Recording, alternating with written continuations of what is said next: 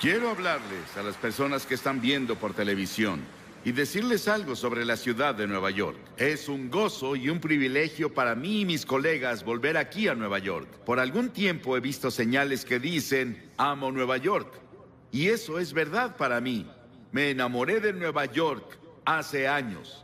Le dije al alcalde Dickens la semana pasada que lo visité, que él y los líderes de la ciudad siempre estarían en mis oraciones y que Dios estaría con ellos para ayudarlos a resolver los problemas de esta ciudad.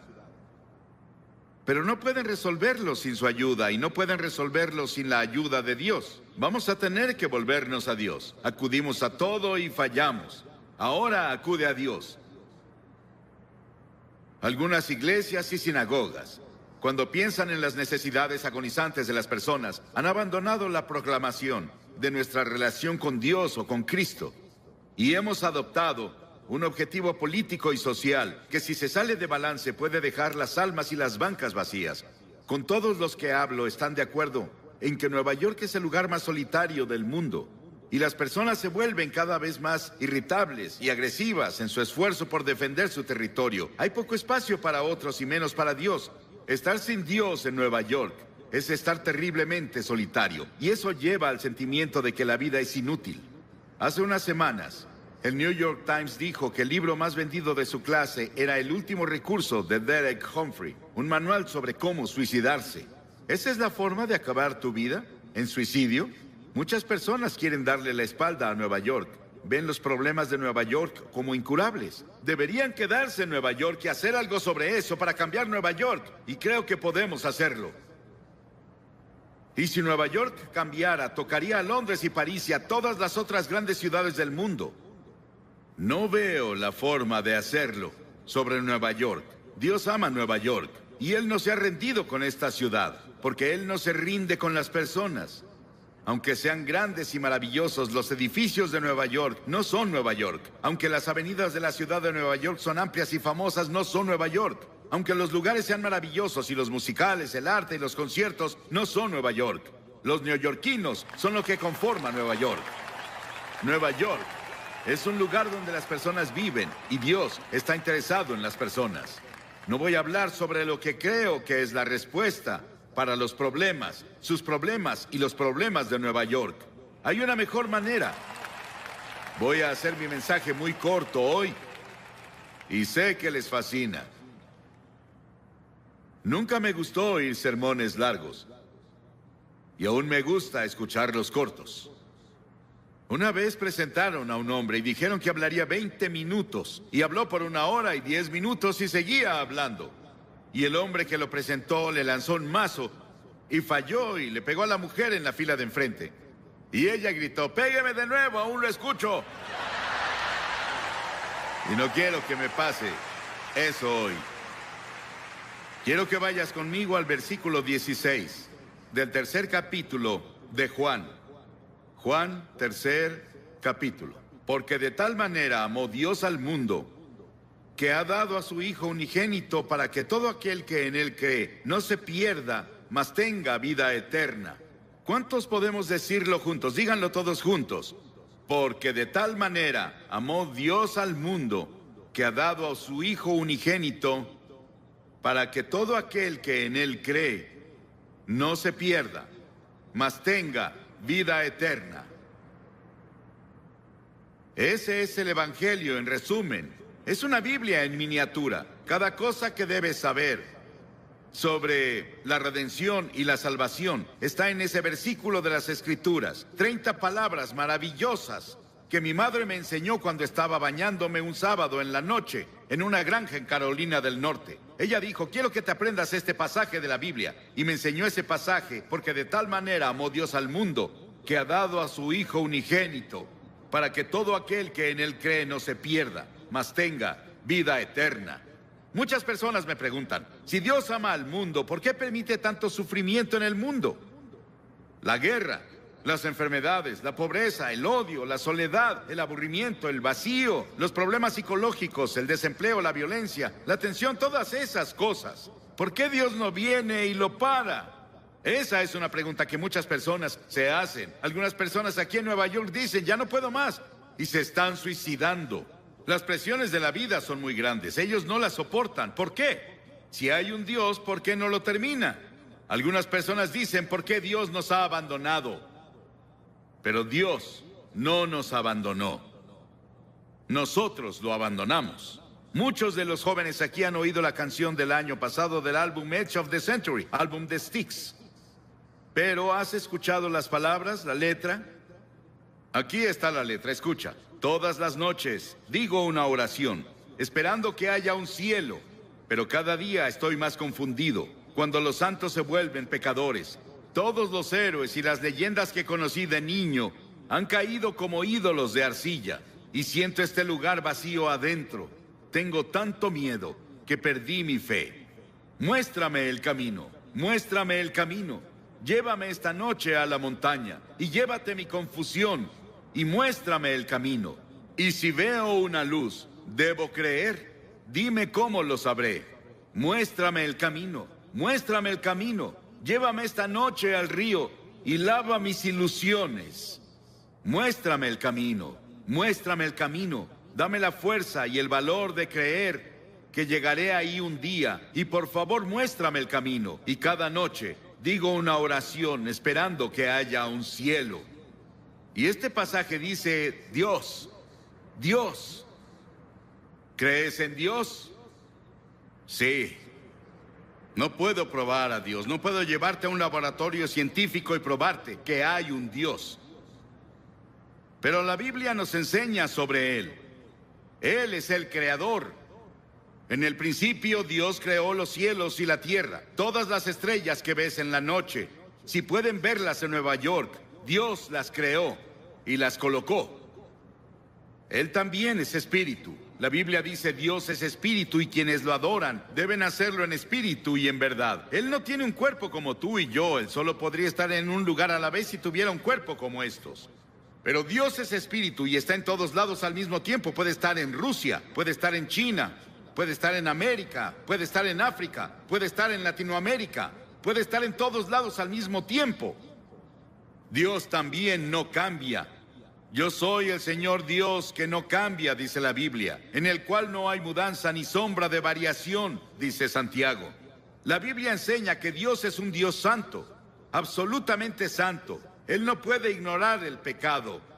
La Biblia también nos dice que Él es un Dios de juicio, pues Dios juzgará toda obra, aun la realizada en secreto. Piénsalo, cada cosa secreta que hiciste, todos tus pensamientos secretos, las cosas que pensaste que nadie sabía, un día serán sacadas a la luz y vas a ser juzgado. La Biblia dice que Dios ha fijado un día en el que juzgará al mundo. Piénsalo, fijó un día, un momento en el que Él va a juzgar al mundo y tú estarás ahí. Dios, pero Dios también es un Dios de amor. Mi madre me amaba, pero ella no me amaba ni cercano a lo mucho que Dios me ama, y eso parece imposible de creer. Mi esposa me ama. Yo la amo. Tengo 5 hijos, los amo. Tengo 19 nietos, los amo. Y espero que ellos me amen. Tengo 3 bisnietos, creo que me aman, y los amo, y sé que todos aman al Señor. Pero nada puede compararse con el amor de Dios. Tuvieron que inventar una nueva palabra en griego para decirnos algo sobre el amor de Dios. Dios es un Dios de amor, Él te ama. Y si hay una cosa que quiero que te lleves de este gran parque cuando te vayas hoy es esto: Dios te ama. Dios te ama. Dios te ama. Y Dios está interesado en ti. Y Él tiene contados tus cabellos. Él ve al pajarillo caer. Sabe todo de ti y te ama. No importa cuántos pecados hayas cometido o lo que hayas hecho. Podrías haber llegado tan bajo como Nicky Cruz lo describió, su vida hace rato, pero Dios te ama.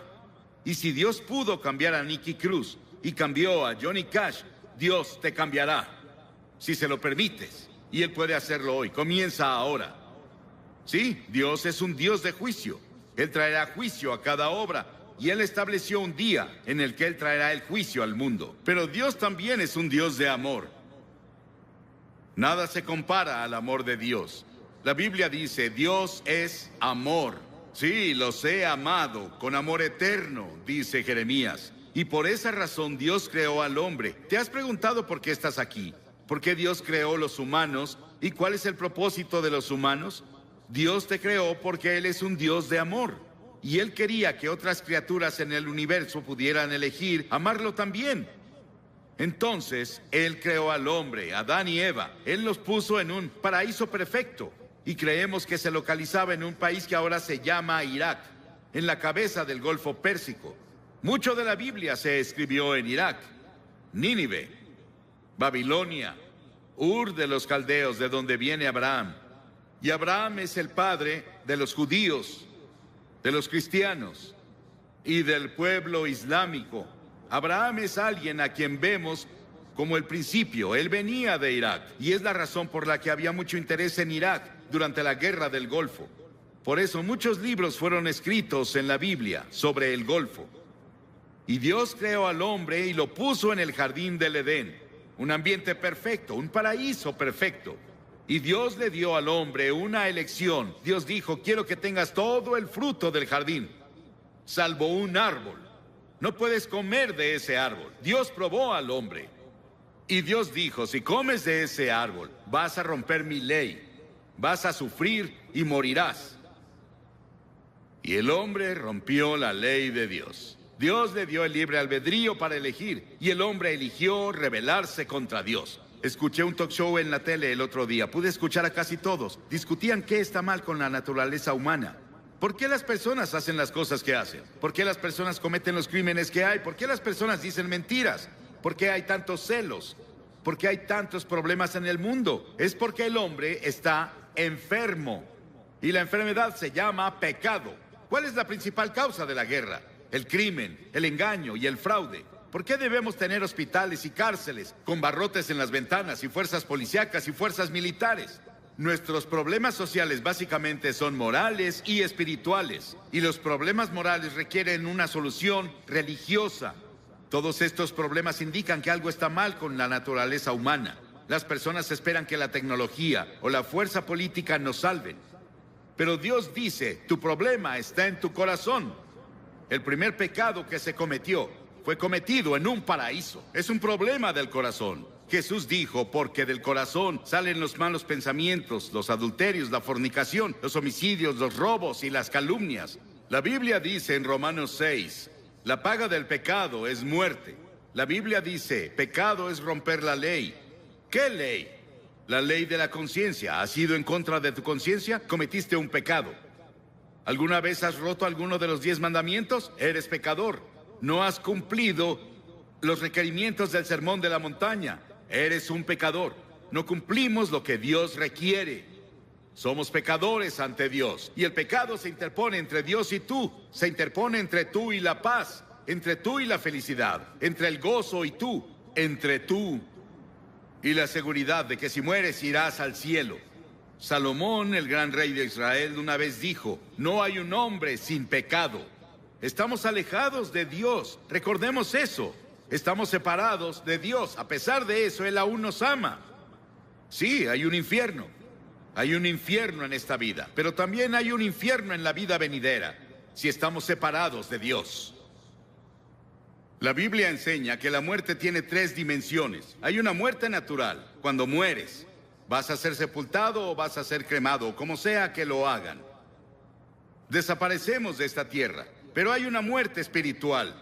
Dentro de ti viven tu alma o tu espíritu. Esa es la parte de ti que vive para siempre. Es la parte con la que tienes comunión con Dios. Y has quebrado la ley de Dios y como resultado estás espiritualmente muerto.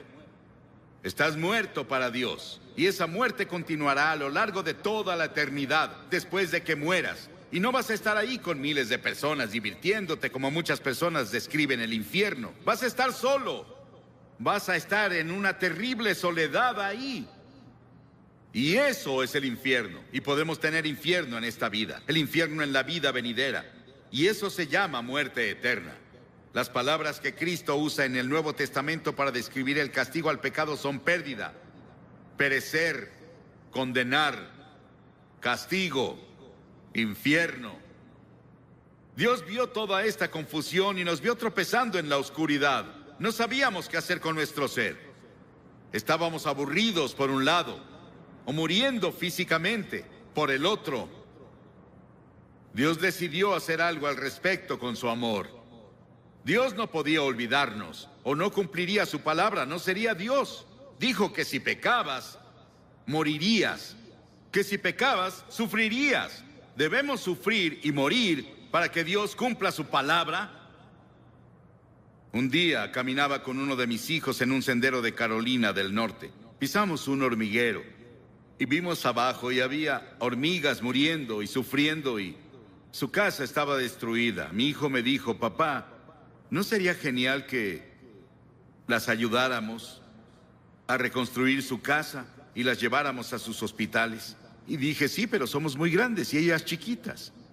Y pensé que era una buena ilustración. Dios miró desde el cielo y nos vio con toda nuestra oscuridad, con nuestros tropiezos y nuestros problemas, y peleas, y disputas, y dificultades, y guerras.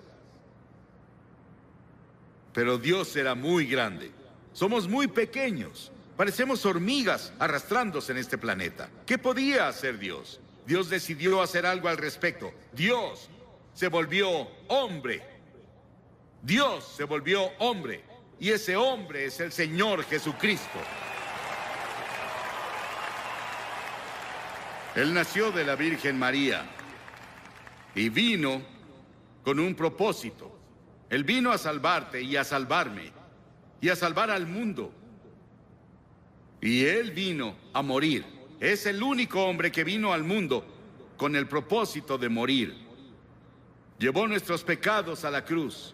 Lo llevaron fuera de Jerusalén y lo clavaron ahí los romanos, no los judíos, los romanos. Lo llevaron fuera de los muros de Jerusalén y lo clavaron en una cruz. Y Él derramó su sangre. Y en ese terrible momento, cuando estaba ahí, dijo: Dios mío, ¿por qué me has abandonado? Y en ese terrible momento hizo 7 agonizantes expresiones. Y en esas expresiones Él nos decía que se llevó nuestros pecados. Fue hecho pecado por nosotros. Piénsalo, Él fue hecho pecado. Se volvió culpable de tu adulterio.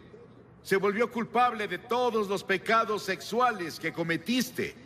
Se volvió culpable de toda la envidia y los celos y las peleas y los asesinatos y homicidios que lees en los periódicos casi a diario. Él lo hizo, pecado por nosotros. El Señor puso sobre Él la iniquidad de todos nosotros. Piénsalo. Él tomó nuestros pecados. ¿Y qué debemos hacer? Debemos arrepentirnos del pecado. A lo largo de todo el Antiguo Testamento, los profetas decían: arrepiéntete. El primer sermón que Jesús predicó fue: arrepiéntete. En todo el Nuevo Testamento escribió: arrepiéntete, arrepiéntete, arrepiéntete, arrepiéntete. ¿Qué significa arrepentirse? Significa que confiesas a Dios: he pecado contra ti, Señor. Lo admito. Significa que te vuelves de tus pecados. Estás dispuesto a dejar que Dios haga su voluntad en tu vida y estás listo para seguirlo y servirlo desde ahora. Eso es arrepentimiento. Hace unos días, en nuestro pan diario llamado Llévame a la Cruz, Cliff Barrows me dio esta maravillosa historia. Un policía, un oficial, estaba patrullando una noche en un pueblo del norte de Gran Bretaña cuando escuchó un sollozo entrecortado. Vio a un niño en la sombra sentado en una puerta y las lágrimas corrían por sus mejillas. El niño dijo: estoy perdido. Por favor, lléveme a casa. El policía comenzó a nombrarle calle tras calle, intentando ayudar al niño a recordar dónde vivía. Él nombró tiendas y hoteles en el área, pero no tuvo éxito. Luego recordó que en el centro de la ciudad había una iglesia con una gran cruz blanca que sobresalía por arriba de la ciudad. Él la apuntó y dijo: ¿vive cerca de eso? La cara del niño de inmediato se iluminó. Sí, señor, lléveme a la cruz. Encontraré mi casa desde ahí. Y si vienes a la cruz hoy, hay un camino. Si vienes por el camino de la cruz, si estás perdido, el único camino a casa es ir a la cruz. La cruz de Cristo dirige a los perdidos a su hogar eterno. Pero Jesús no se quedó en la cruz. Él resucitó de los muertos. Dios resucitó de los muertos. No voy a hablarte sobre un Jesús muerto. Voy a hablarte sobre un Jesús vivo. Y ese Cristo vivo puede venir a tu corazón hoy por el Espíritu Santo y hacerte una nueva persona, darte una nueva visión de la vida, quitarte esa soledad, quitarte esos pecados que has cometido y limpiarlos para que cuando Dios te vea, no vea tus pecados. Estás justificado a sus ojos, como si nunca hubieras pecado. Y luego la Biblia enseña que Jesucristo vendrá de nuevo un día. Estuve en Jerusalén y estuve hablando un día con el rabí en jefe. Y le pregunté, Señor, ¿cree que el Mesías va a volver? Y él dijo, sí, claro. Y dije, yo también. Pero creo que cuando venga, usted verá que es Jesucristo. Él se rió por un momento con su taza de café y dijo, no se rió, me sonrió. Y dijo, claro, esa es nuestra diferencia. Ambos esperamos al Mesías, pero nosotros creemos que será Jesucristo. Verán al Hijo del Hombre venir sobre las nubes del cielo con gloria, con gran poder y gran gloria.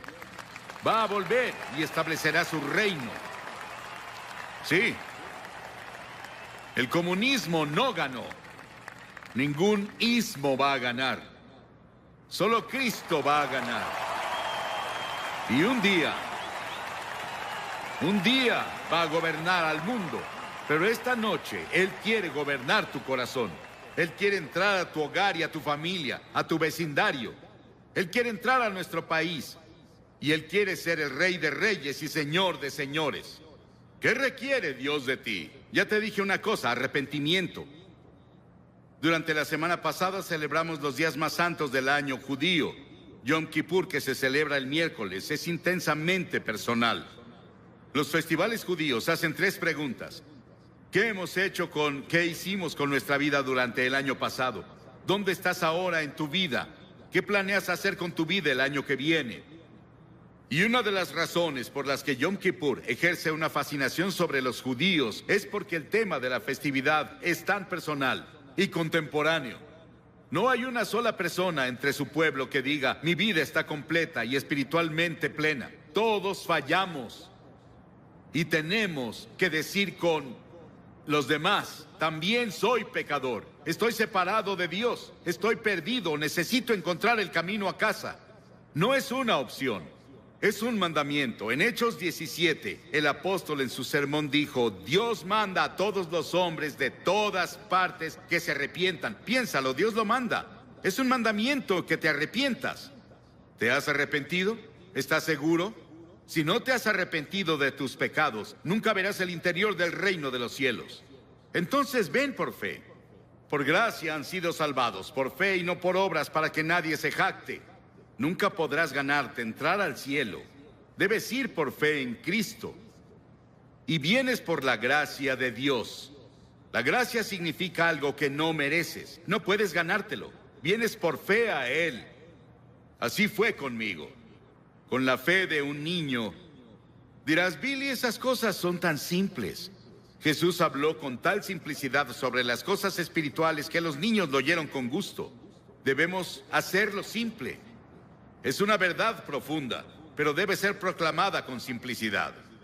Y todos los que hoy están dispuestos a decir, me arrepentiré de mis pecados, recibo a Cristo como Salvador, y quiero seguirlo y servirlo, o quiero rededicarme a Él. Tal vez quieras renovar tus votos que tomaste en la confirmación o el bautismo o cuando fuera. Y quieres decir, Señor, quiero volver a ti. Me alejé de ti y me confundí y perdí. Quiero que Cristo sea lo primero en mi vida. Quiero que perdone mis pecados. Quiero ir a la cruz y quiero seguirlo de ahora en adelante. Levanta la mano. Sí, hay muchas personas con la mano levantada. Y también muchas personas de pie. No puedo pedirte que te pares porque no sobresaldrías. Y hay 4 cosas que de ahora en adelante son muy importantes. Primero, lee la Biblia todos los días. La Biblia es comida para tu alma. En segunda, ora. Tal vez no orarás como un clérigo, pero puedes decir, Señor, ayúdame, necesito ayuda. Él vendrá a ayudarte, Él responderá a tu oración. Ora en el nombre de Cristo. Di, Señor Jesús, te necesito. Y luego la tercera cosa, sé testigo de Cristo. Dile a las personas cuando te vayas esta noche, o coméntales mañana. En la reunión en Great Lawn, hice un compromiso con Cristo y voy a cumplirlo con la ayuda de Dios. Eso te ayudará a ganar a otras personas para Cristo. Y luego, la cuarta cosa es ir a la iglesia. A una iglesia donde Cristo es proclamado. Y seguirlo y servirlo. Lo mejor que puedas, porque verás, cuando te vayas de aquí no te vas solo. El Espíritu Santo de Dios se irá contigo. Y quiero que repitas esta oración en voz alta conmigo. Ora en voz alta. Dios, soy pecador. Lamento mi pecado. Estoy dispuesto a alejarme de mi pecado. Y recibo a Cristo como Salvador. Lo confieso como Señor. Desde este momento, quiero seguirlo y servirlo en la comunión de su iglesia. En el nombre de Cristo. Quiero que vayan conmigo a Lucas, el capítulo 21, del verso 25 al verso 28, Lucas 21. Y habrá señales en el sol, en la luna, en las estrellas, y sobre la tierra angustia de las naciones, con perplejidad. El mar y las olas que braman, los corazones de los hombres desfalleciendo de miedo y de expectación de las cosas que vienen sobre la tierra. Porque las potencias de los cielos serán conmovidas, y entonces verán al Hijo del Hombre venir en una nube con poder y gran gloria. Y cuando estas cosas comiencen a suceder, entonces miren hacia arriba y alcen sus cabezas, porque vuestra redención está cerca. Quiero llamar su atención sobre dos palabras en este versículo 25. Y habrá señales en el sol, en la luna y en las estrellas. En otras palabras, señales en el espacio exterior. Y sobre la tierra al mismo tiempo habrá angustia. Esa palabra angustia significa presionado por todos lados.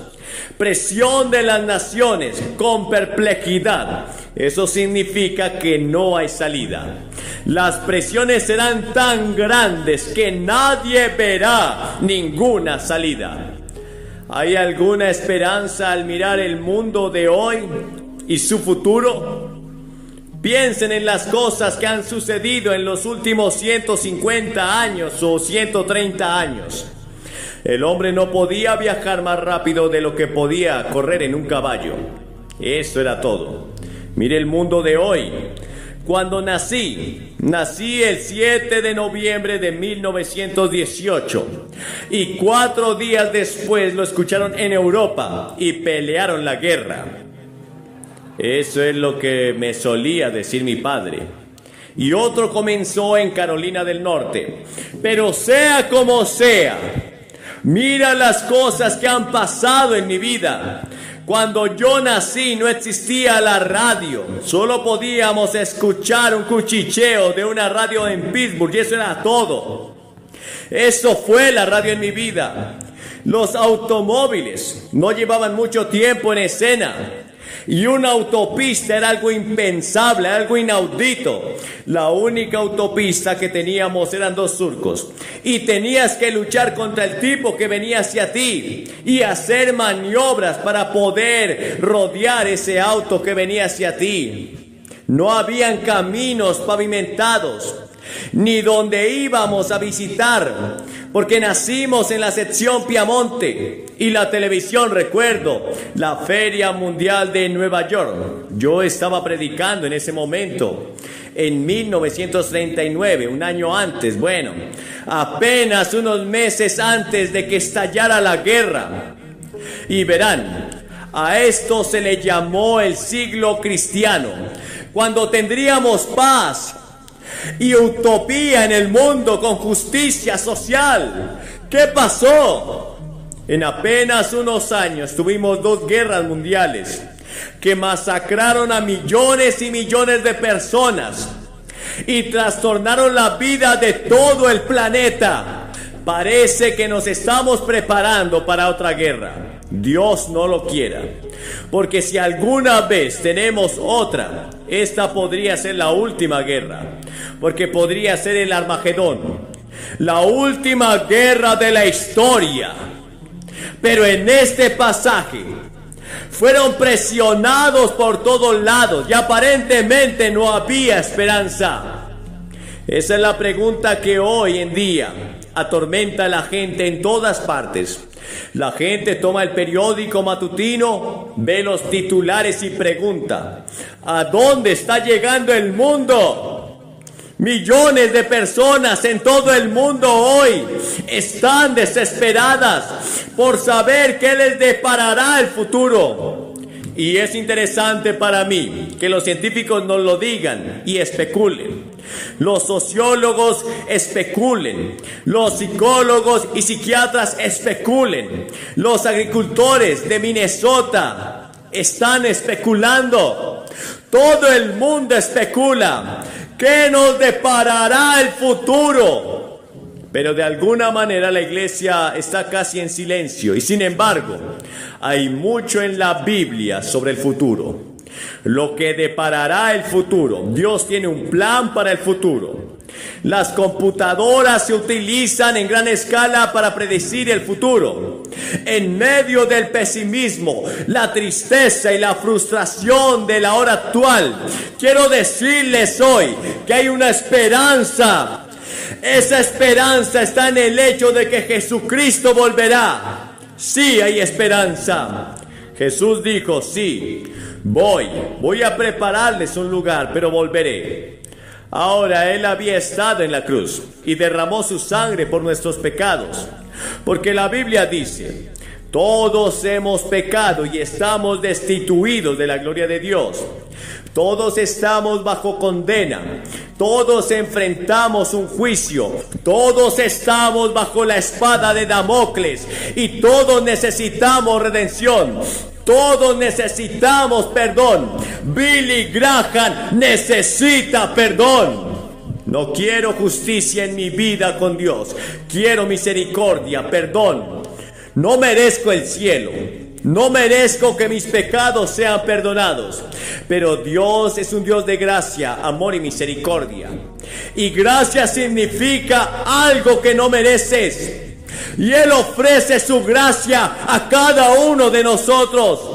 Cualquiera que sea el color de nuestra piel, cualquiera que sea nuestro origen, Él dice: te amo, te amo, te amo. Los amo tanto que estuve dispuesto a entregar a mi Hijo en la cruz para morir por ustedes. Y Jesucristo murió por nosotros.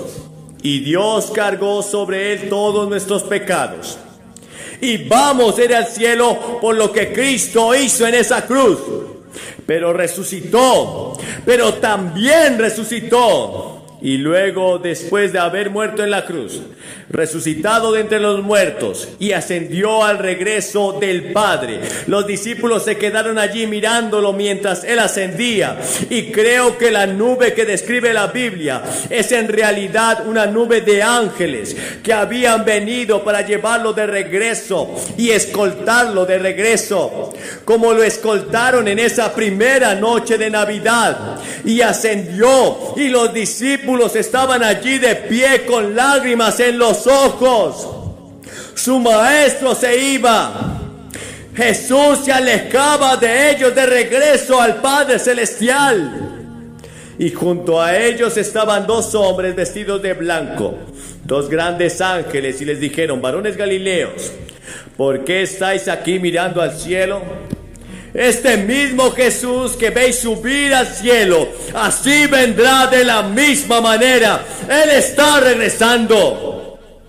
Y fue el hecho de la resurrección y la venida otra vez de Cristo que salieron a trastornar el mundo. Esa fue su motivación. Tenían en su interior la esperanza de que la muerte y el infierno habían sido conquistados, y que algún día habría paz y justicia en el mundo. Sin esperanza el mundo no podría continuar. Emil Brunner fue un gran teólogo en Suiza y un maravilloso amigo nuestro. y un gran estímulo para mí como predicador. Y una vez dijo: lo que es el oxígeno para los pulmones, así es la esperanza para el sentido de la vida. Nadie puede vivir sin esperanza, dijo el presidente Kennedy. Queda por ver si la civilización será reparada antes de que termine. La canción estadounidense favorita de Winston Churchill era: tienes que ver conmigo la gloria que viene del Señor, que estábamos escuchando hace algún momento. Y los grandes credos de la enseñanza de la iglesia, el credo de Nicea, que escuché una y otra vez en la Unión Soviética, decía: vendrá otra vez con gloria para juzgar a los vivos y a los muertos. Él viene de nuevo. Luego, en segundo lugar, Jesús dejó señales de su venida. La gente siempre me pregunta en las ruedas de prensa y dicen: ¿crees que Jesucristo vendrá otra vez? Y yo digo sí. Dicen: ¿sabes cuándo? No, no sé cuándo. Les digo que Jesús advirtió contra la especulación sobre las fechas. Podría ser esta noche, podría ser dentro de 1.000.000 de años, no sé. Solo sé una cosa: debo ser fiel en el trabajo que Él me ha llamado a hacer ahora. Hablaré de eso en un minuto. Pero en Mateo 24 los discípulos estaban sentados en el monte de los olivos, y Pedro, Santiago, Juan, Andrés le hicieron 3 preguntas a Jesús registradas en Mateo 24. Dijeron: ¿cuándo serán estas cosas? ¿Y qué señal habrá de tu venida? ¿Cuál será la señal del fin de los tiempos? No es el fin del mundo, solo el fin de una era, una época determinada, dominada por el mal, pero eso llegará a su fin. Mateo, Marcos y Lucas difieren ligeramente, pero en Mateo 16, Lucas 21 y demás se encuentra una condensación de un discurso mucho más largo. En Mateo 16 dice: cuando llega la tarde decís que habrá un buen tiempo, porque el cielo está rojo. Y por la mañana hoy habrá mal tiempo, porque el cielo está rojo. Oh, tú hipócrita, puedes discernir la faz del cielo, pero no puedes discernir los signos de los tiempos. Y en esa pequeña y brillante parábola, lo que Jesús decía era esto: en el ámbito de la observación científica, el hombre es tremendamente brillante, pero en el ámbito de la conciencia espiritual es sorprendentemente ignorante. Vivimos en un mundo de enloquecedora complejidad, en una época de dudas y agitación, en una generación que ha perdido el rumbo, y el rumbo lo pierde mientras exploramos la faz de los cielos.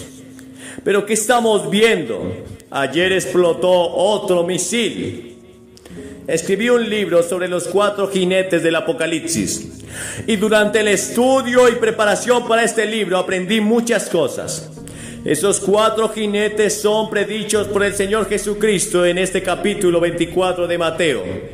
Porque el primer caballo tiene que ver con falsos cristos, falsa religión. El diablo nunca parece quedarse sin falsificaciones.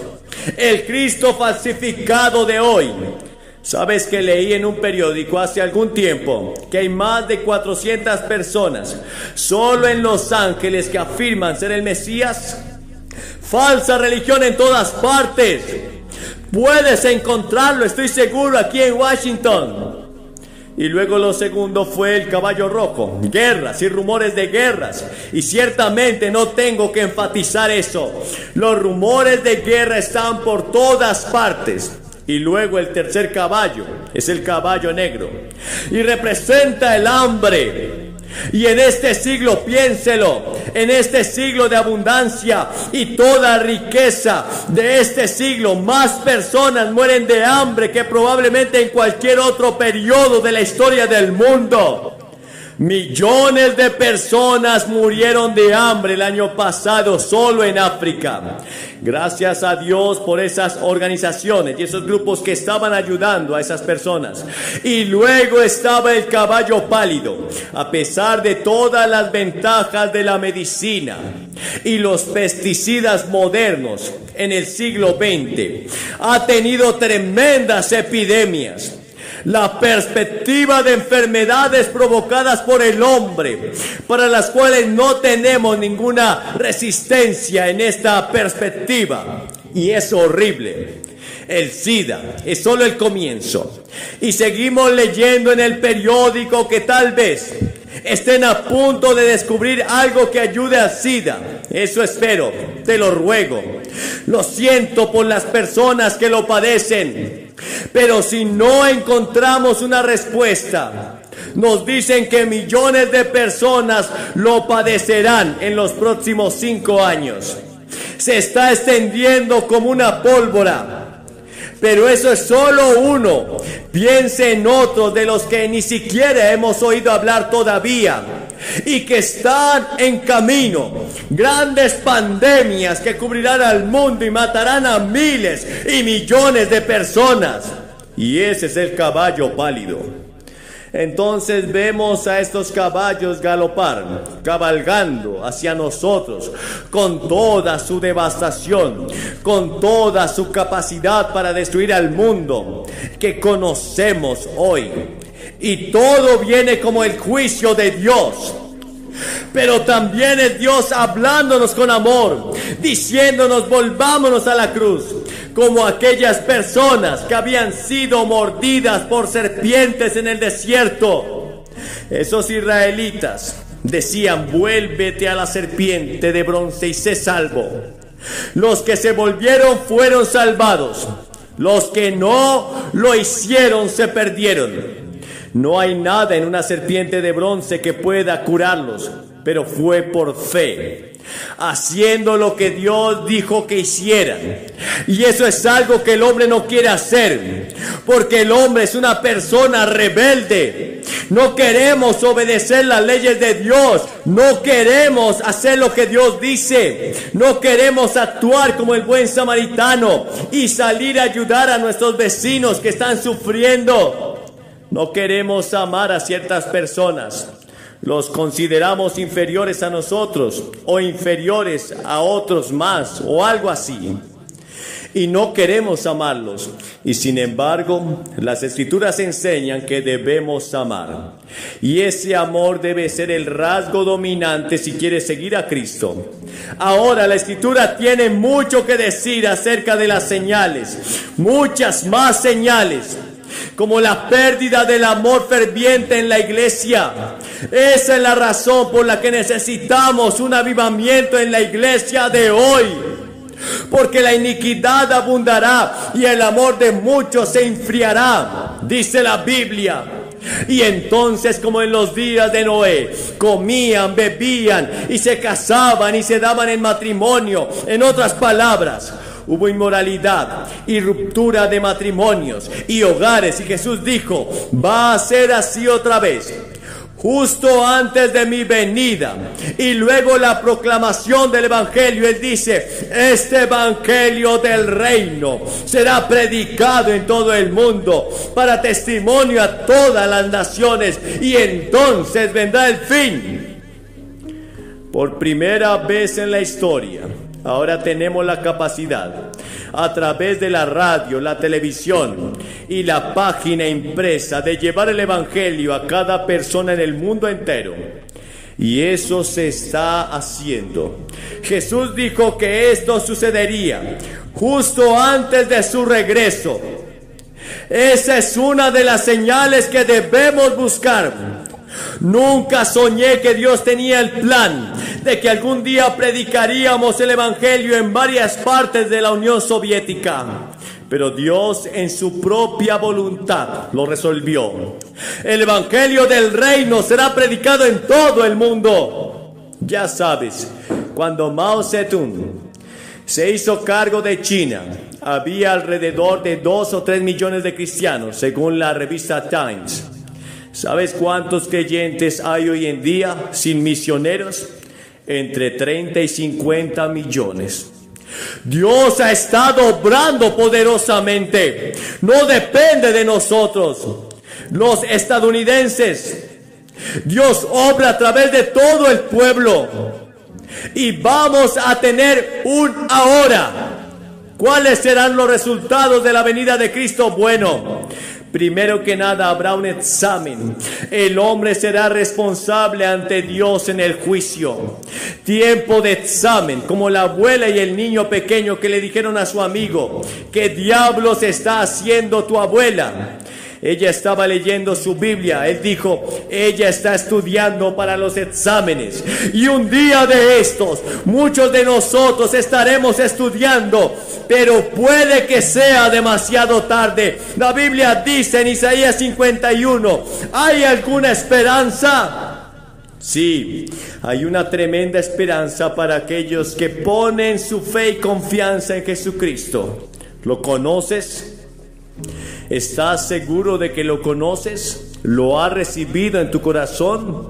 Hay un desafío en el hecho de que Él regresará. Primero debemos ser puros. En primera de Juan, el capítulo 3 dice: todo aquel que tiene en Él esta esperanza se purifica a sí mismo. Y luego, en segundo lugar, podemos ser pacientes y observar. Velar implica no solo creer que Él vendrá, sino desear que Él venga. ¿Estás pensando a menudo en su venida? ¿Estás pensando y esperándola? Pablo escribió: esperando la esperanza bienaventurada y la manifestación gloriosa del gran Dios y Salvador nuestro Jesucristo. Y luego debemos estar preparados. Por tanto, estad preparados, porque a la hora que no penséis vendrá el Hijo del Hombre, y entonces seremos ocupados. La mayor motivación para el servicio entre los creyentes hoy es el hecho de que Jesucristo regresará. Y si tenemos esperanza y vivimos en un mundo sin esperanza, ¿estarás listo? Dices: bueno, Bill, ¿qué tendría que hacer para prepararme? Porque quiero decirte algo. Hablamos del fin del mundo. ¿Sabes cuándo puede llegar el fin del mundo para ti? Puede que no sea la venida de Cristo, como acabo de explicar. En el momento en que mueres, es el fin del mundo para ti. Ese es el fin del mundo para ti. En otras palabras, estarás en el cielo o en el infierno. Y a uno de esos dos lugares se viaja por el camino ancho que lleva a la destrucción y por el camino angosto que lleva al cielo. ¿En qué camino estás? Jesús dijo: he aquí, yo estoy a la puerta y llamo. Si alguno oye mi voz y abre la puerta, entraré a él, cenaré con él y él conmigo. En otras palabras, entra y come conmigo. Dijo que tiene los brazos extendidos y Él dice: quiero que vengas a mí. Quiero perdonar tus pecados. Quiero que sepas que irás al cielo cuando mueras. ¿Estás seguro de eso? ¿Estás seguro de eso? ¿Qué tienes que hacer? Primero arrepiéntete de tus pecados. Es muy simple y sin embargo también muy difícil. Significa que le dices a Dios: he pecado, lo siento por mi pecado. ¿Dirás eso? Luego dices: Dios, con tu ayuda, no puedo hacerlo solo, pero con tu ayuda me apartaré de mis pecados, los dejaré, cambiaré de rumbo, cambiaré de camino, pero necesito tu ayuda. No puedo hacerlo solo. Él te ayudará si lo dices en serio y luego te vuelves por fe. Ahora fíjese, dije por fe. Ahora bien, fe significa compromiso. Significa que estás dispuesto a seguirlo y a servirlo con total compromiso con Él. Todo lo demás en tu vida se vuelve secundario. Cristo es primero. Jesús exige que creas lo suficiente como para ir a la cruz y decir: Señor, te necesito y creo que eres mi única esperanza. Ven y haz tu compromiso con Cristo hoy. ¿Ves esta cruzada? en la que miles de personas que ni siquiera conoces en todo el mundo han orado por ti. No sabían tu nombre, no conocían tu problema, no conocían tu necesidad, pero habían estado orando por esta cruzada de Washington.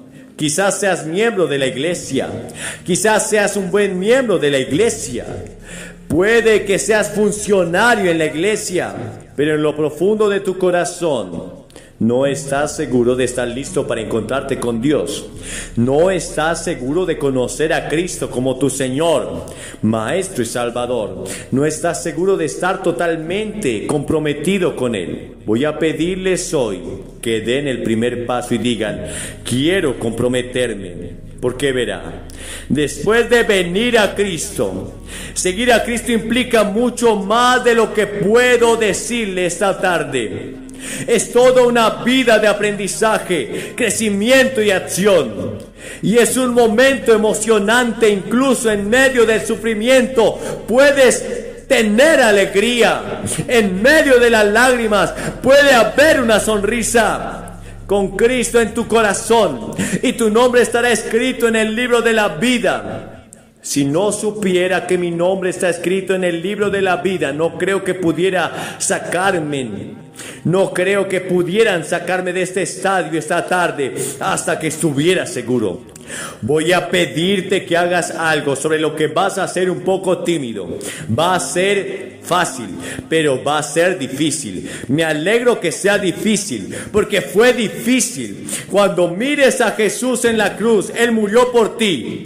Te pediré que te levantes de tu asiento ahora mismo y vengas y te pares aquí en el campo y simplemente digas: acepto, abro mi corazón a Cristo, quiero que Él entre y perdone mis pecados y me cambie. Quiero estar preparado para ese momento en que debo encontrarme con Él. Levántate ahora. Este es tu momento. Dios hoy te está mirando con gracia. Hoy no es un día de juicio para ti. Hoy Él te ofrece gracia. Pero si rechazas esta oportunidad de gracia, un día habrá juicio para ti. Y ese juicio será implacable y saldrás culpable. Pero no quieres estar en ese juicio. Hoy te ofrece gracia, levántate, que Él quiere salvar tu vida. Y tú que estás mirando en televisión, no importa en el lugar que estés, Dios te está mirando y te ama. Hoy te ofrece gracia y no juicio. Solamente abre tu corazón, pasa de muerte a vida, recíbelo ahora. Dile: Señor, entra en mi corazón, no importa lo que hayas hecho hasta el día de hoy, Él te perdonará y sencillamente te salvará. Este es tu momento ahora.